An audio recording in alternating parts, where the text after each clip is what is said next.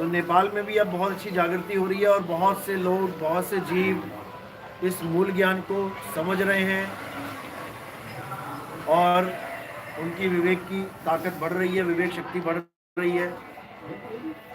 तो आज धनुषा में इस मूल ज्ञान का प्रचार होने जा रहा है।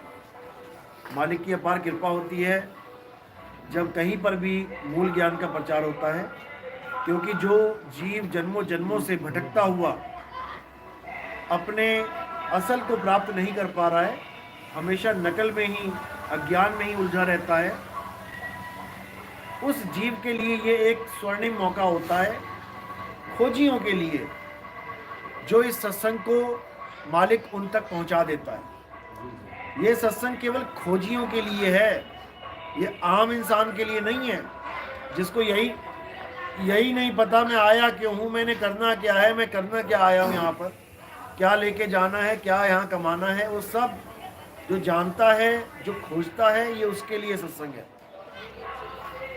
जो इस दुनिया को ही सत्य मान के बैठा है, इस दुनिया में खाना कमाने को ही सत्य मान के बैठा है, गाड़ी बंगला घोड़े इसी को सत्य मान के बैठा है, उसके लिए सत्संग नहीं है।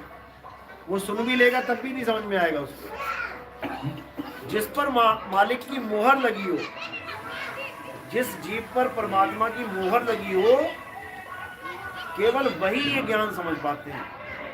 इसको मूल ज्ञान कहते हैं। तो आज इस मूल ज्ञान को खोलेंगे यहाँ पे, और परमात्मा की दया होगी तो जो भगत नेपाल के बैठे हैं यहाँ पे, उनको समझ में आएगा कि मैं क्या कह रहा हूँ।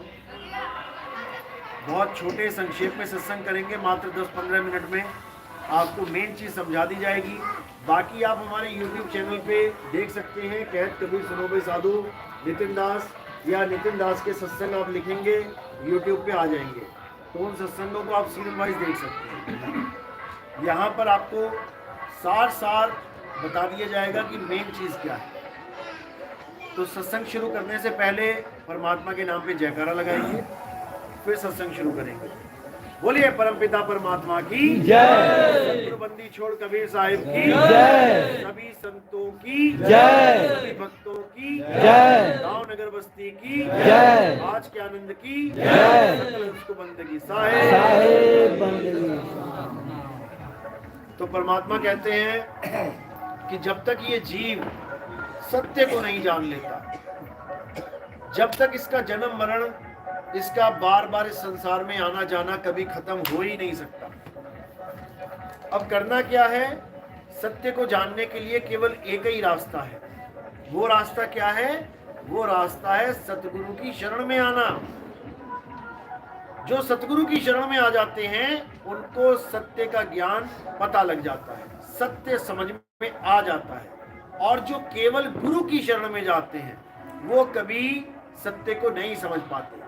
अब क्या फर्क है गुरु में और सतगुरु में? अब सुनने में ऐसा लगेगा कि गुरु को ही सतगुरु कहते हैं।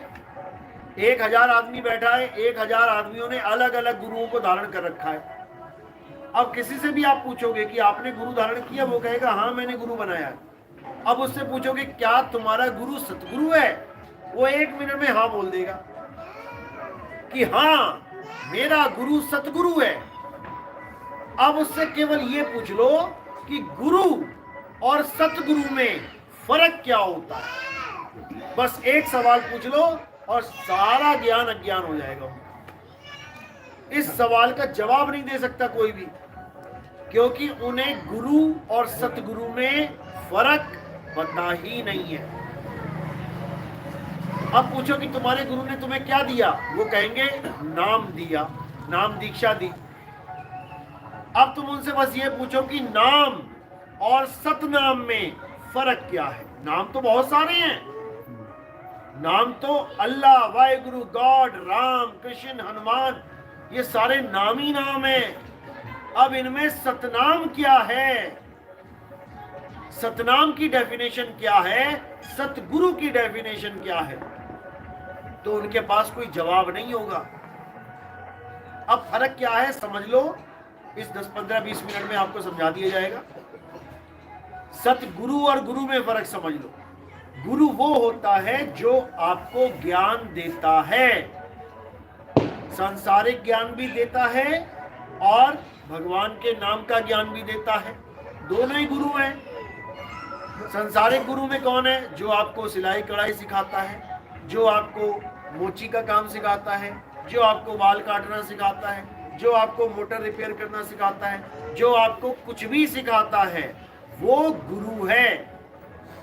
इसी प्रकार जब हम अध्यात्म में आ जाते हैं, हम धर्म में धर्म कर्म में आ जाते हैं, तो गुरु कौन है?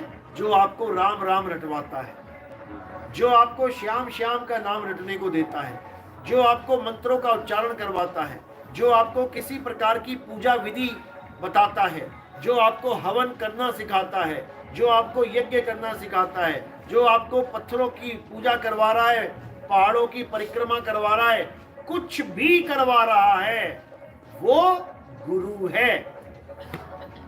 यानी किसी भी प्रकार का ज्ञान देने वाले को गुरु कहते हैं। और सतगुरु किसे कहते हैं? सतगुरु उसे कहते हैं जो इन सब प्रकार के ज्ञान को छुड़वा दे और एक सत्य का लखाव करा दे, यानी सत्य के बारे में समझा दे।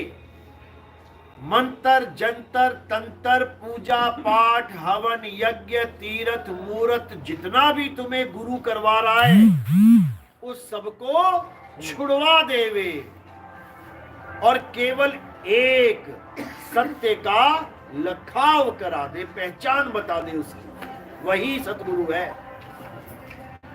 तो वाणी कहती है, सोई गुरु पूरा कहावे। पूरा और अधूरा दोनों में फर्क है। केवल गुरु धारण किया है तो वो अधूरा है। सत्यनारायण साहिब बंदगी। अगर केवल गुरु किया है तो कल्याण होने वाला नहीं है। अगर सतगुरु कर लिया तो 100% कल्याण होगा। कैसे? साहिब कहते हैं, सोई गुरु पूरा कहावे, जो 2 अक्षर का भेद बतावे, एक छुड़ावे, एक को छुड़ा दिया, एक लखावे, तब प्राणी निज घर को जाए। यानी ऐसा गुरु धारण कर लिया तुमने जिसने 2 अक्षर का ज्ञान दे दिया। पहला अक्षर कौन सा?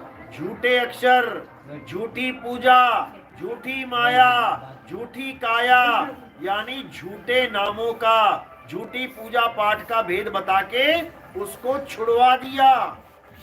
एक छुड़ाए, एक लखाए। अब ये एक क्या है? ये सत्य है। इस सत्य का लखाव करा दे।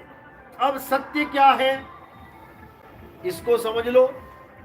सत्य है तो है क्या? तो साहिब समझा रहे हैं कि सतनाम और केवल नाम में जमीन आसमान का अंतर है। सतनाम वो है जो सत्य है और नाम वो है जो 52 अक्षरों के द्वारा बनाया गया है। जो अक्षरों के द्वारा हिंदी के अक्षर, पंजाबी के अक्षर, उर्दू के अक्षर, जापानी के अक्षर, चाइनीज के अक्षर, ताइवानी के अक्षर, मंगोलियन अक्षर, फ्रेंच अक्षर, स्पेनिश अक्षर, पुर्तगीज अक्षर, तमिल, गुजराती, मलयालम, कन्नड़, जितनी भी भाषाएं हैं, उन भाषाओं के अक्षरों को जोड़ जोड़ कर जो नाम बनाए जाते हैं उनको असत्य नाम कहते हैं। असत्य नाम यानी जो सच्चे नहीं है। क्यों? क्योंकि वो इंसान ने बनाए हैं। वाहे गुरु राम कबीर श्याम अल्लाह, ये सारे अक्षर जोड़ जोड़ के बनाए गए। राम लिखने में कितने अक्षर लगे? 3 अक्षर। कहने में 2 लगते हैं लेकिन 3 हैं। र आ म, 3 अक्षरों को जोड़कर राम बना दिया। इसी प्रकार ओम, ओम में कितने अक्षर हैं? 3 अक्षर। आ उ म, ओम। इसी प्रकार वाहे गुरु में अक्षर, श्याम में अक्षर, कबीर में अक्षर। इस दुनिया में जितने नाम हैं सब अक्षरों से ही बने हैं। और ये अक्षर किसने बनाए? ये इंसानों ने बनाए। इसीलिए साहिब ने कहा जो इंसानों ने अक्षर बनाए हैं वो सब झूठे हैं, वो सब झूठे हैं। क्यों? वो बनते और बिगड़ जाते हैं।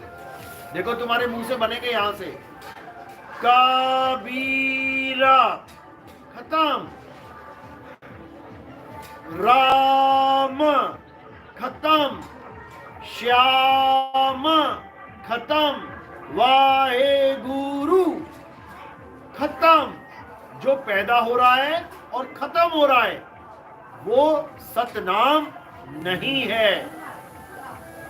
अब सतनाम क्या है ये जानना पड़ेगा। सतनाम क्या है? जो कभी खंडित हो ही ना, वो सतनाम है। अब क्या है जो खंडित नहीं हो सकता? इस पूरे संसार में तुम कुछ भी देख लो, जो तुम्हें इन चमड़े की आंखों से दिख सकता है देख लो, और ये साबित कर दो कि ये खंडित नहीं होगी चीज।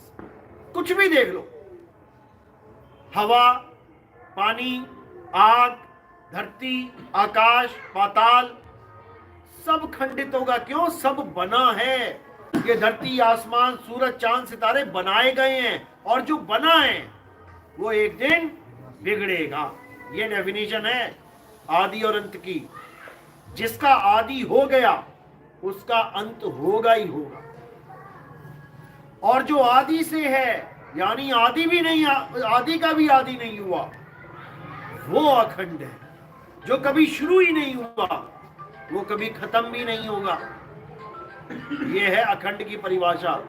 तो यहाँ सूरज, चांद, सितारे, लोग पेड़ों की पूजा कर रहे हैं, पीपल, तुलसी, कुछ लोग सांपों की पूजा कर रहे हैं, सांप, गाय की पूजा कर रहे हैं, गाय बैल की पूजा कर रहे हैं, किसकी पूजा नहीं कर रहे हैं? सब खंडित हो जाएंगे। अब खंडित क्या नहीं होगा? केवल एक है जो कभी खंडित नहीं होगा, और वो है आत्मा। हे अर्जुन, आत्मा अखंड है, आत्मा नित्य है, आत्मा शाश्वत है, आत्मा पुरातन है, आत्मा ही सत्य सनातन है। हे अर्जुन, इस आत्मा के साथ जो जुड़ जाता है, जो आत्मा का ध्यान करता है, जो आत्मा में रमण करता है, जो आत्मा में तृप्त है, जो आत्मा में संतुष्ट है, उसके ऊपर